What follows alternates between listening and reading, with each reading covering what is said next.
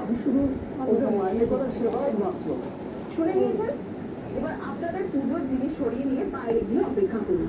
দেখুন ম্যাডাম, এটা মায়ের মন্দির, এখানে তিনিই মালিক। যতটুকু জানি মায়ের চোখে সবাই সমান। দেবো একটু আপনার এই পুজোর জিনিসগুলো ফেলে। পুজোর জিনিসগুলো একটু দেখা দাও তো।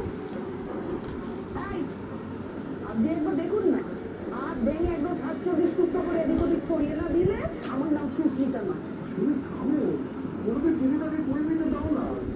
আপনি বেরিয়ে হচ্ছে এবং আমার পছন্দ করে বলতো।